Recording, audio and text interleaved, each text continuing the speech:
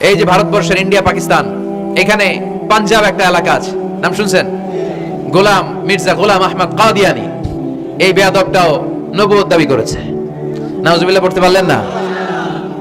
সে প্রথমে দাবি করছে আমি শেষ নবী, এরপরে সে দাবি করছে আমি ইমাম মাহাদি, এরপর সে দাবি করছে আমি ঈসা আল মাসিহ। এই ভণ্ডটার অনুসারী বাংলার জমিনে আছে না নাই? এদেরকে রাষ্ট্রীয়ভাবে কাফের হিসেবে আখ্যা দেওয়ার দরকার আছে না নাই? এত আন্দোলন হয়, এত কথা হয়, কিন্তু সরকারের টনক নড়ে না। এদেরকে রাষ্ট্রীয়ভাবে কাফের হিসেবে ঘোষণা দিতে হবে, সার্কুলার জারি করে চিল্লায় বলে ঠিক কিনা? এরা মুসলমান নয়, কারণ আপনি শুধু লা ইলাহা মানলে মুসলমান হতে পারবেন না, মুমিন হতে পারবেন না। বিশ্বনবীর উপর সাক্ষী দেওয়ার দরকার আছে না নাই? বিশ্বনবী শেষ নবী, ওনার পরে কোনো নবীও আসবে না, কোনো রাসূলও আসবে না, চিল্লায় বলেন ঠিক কিনা? এই বেয়াদবটা পায়খানা করতে যায়, টাঙ্কি ভাঙ্গা গুয়ে টাঙ্কিতে পয়রা মরছে। শত শত বছরের ময়লা পায়খানাটার মধ্যে জমা, গু খাইতে খাইতে পেটটা হইছে এত বড়, আর পারে না। আল্লাহকে খাওয়া, জন্মের খাওয়া। নবীরা যেখানে মারা যায়, নবীরা নিজে পবিত্র, যেখানে মরে ওই জায়গাটাও, কিন্তু বেয়াদবটা কই মরছে? হ্যাঁ, বাথরুমের টাঙ্কির ভিতরে। তো মেথর নিয়ে আসা হয়েছে, মেথর ভাইরা এসে রশি দিয়ে ওটার উঠায়। কিছু দূর ওঠার পরে এত ওজন, রশি টশি ভাঙ্গা আবার ধস করে পড়ে, আবার উঠায়, আবার পরে আল্লাহকে জন্মের মতো ঘু খাইয়া নে। বিষ্ণুর সাথে বেয়াদবি করেছিস, তোর ইজ্জতের 12টা আমি বাজায় দিলাম, চিল্লা এখন ঠিক কিনা? যারাই বিষ্ণুনবীর সম্মান নিয়ে ছিনিমিনি খেলেছে, তাদের রেহাই দুনিয়াতেও নাই, আখিরাতেও নাই। বিষ্ণুনবীর সময়কালেই এক ভণ্ড নবী দাবিদার বের হয়েছিল, ওর নাম হচ্ছে মুসাইলামাতুল কাযযাব। এসে বলে মুহাম্মদ আর নবুওয়া নিসফুন লাকা ওয়া নিসফুন লি, তুমি একা নবী নও, নবুয়ত অর্ধেক তোমার, অর্ধেক আমার, আমারটা আমারে বুঝায় দাও। বিষ্ণু বললেন তোরে বুঝাই দেবো, আনতা লাস্তা মুসাইলামা ফাকাত আনতা মুসাইলামাতুল কাযযাব।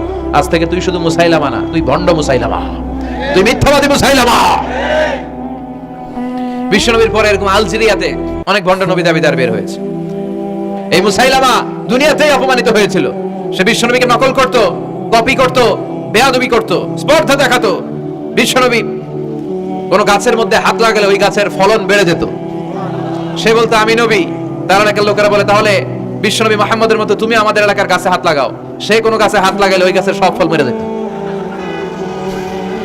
বিশ্বনবী কোন লোনা পানির কুয়ার ভেতরে অজু করে কুলির পানি ফেললে ওই লোনা পানির কুয়া মিঠা পানির কুয়াতে পরিণত হতো। আর এই বদমাশটা যদি মিঠা পানির কোন কুয়ার মধ্যে কুলি ফেলাইতো, ওইটা লোনা পানির কুয়া হয়ে যেত। বিশ্বনবী মদিনাতে আসার পরে মদিনার নিউ বর্ন বেবিদেরকে বিশ্বনবীর কাছে নিয়ে আসা হতো। বিশ্বনবী তাদেরকে তাহনিক করাতেন। তাহনিক মানে খেজুর হালকা একটু খেয়ে বিশ্বনবী লালা লাগিয়ে, বিশ্বনবী লালা মোবারকটাই বাচ্চার ঠোঁটের মধ্যে বিশ্বনবী লাগিয়ে দিতেন।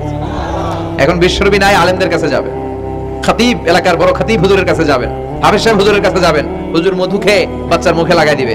উনি যে সবসময় কোরআন পড়েন, ওনার সিনাতে যে কোরআন, ওইটার বরকত আছে না নাই? বিশ্বনবী তাহনিক করতেন, খেজুর খেয়ে ওই লালা মিশ্রিত খেজুর বাচ্চার মুখে লাগিয়ে দিতেন, আর বাচ্চার মাথায় হাত বুলিয়ে দিতেন। বিশ্বনবীর হাত মদিনার যে সমস্ত নবজাতক বাচ্চাদের মাথায় লেগেছে, বাচ্চাদের মাথার চুল বড় করে দিয়েছে কে? সেও বিশ্বনবীর মতো অ্যাক্টিং করত। তার কাছে নবজাতক বাচ্চা নিলে সেও তাহনিক করত। তাহনিক করার সাথে সাথে বাচ্চা বমি শুরু করে দিত। আর মাথায় হাত লাগায় দিলে মাথার চুল বাড়াতো, বড় কথা, আজীবনে বাচ্চাগুলো টাক মাথা থাকতো। কি করতো? টাক মাথা। তার মানে বেয়াদবির পরিণাম, অপমান দুনিয়া থেকেই শুরু হয়ে যায়। তো বিশ্বনবী বললেন এই ভণ্ডদের আবির্ভাব শুরু হবে। আমাদের এই সমাজে ভণ্ড আছে না নাই?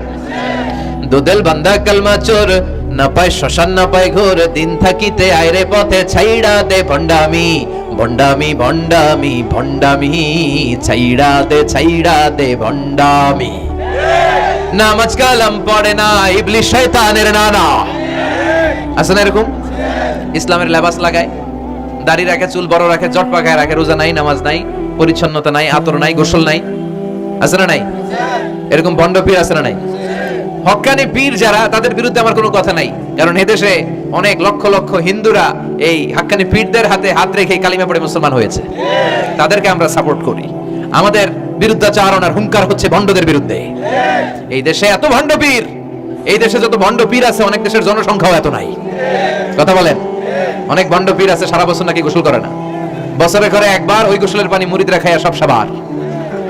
আছে না নাই? এগুলোর সাথে আমাদের কোনো সম্পর্ক। বিশ্বনবী বললেন এরকম ভণ্ডদের আবির্ভাব সমাজে হবে কিয়ামতের আগে। এই আলামতটা সমাজে আছে না নাই? দেখেন বিশ্বনবী যাই বললেন অক্ষরে অক্ষরে মিলে যায়। যুদ্ধ নয়, আরে যুদ্ধ নয়, নয় আর কোন তাজালা, সেই পৃথিবী আমাদের সকল মানুষের হোক নিরাপদ আবাস, সেই পৃথিবী আমাদের সকল মানুষের হোক নিরাপদ আবাস। We don't want to see any war in the whole world. We don't want to see any war in the whole world.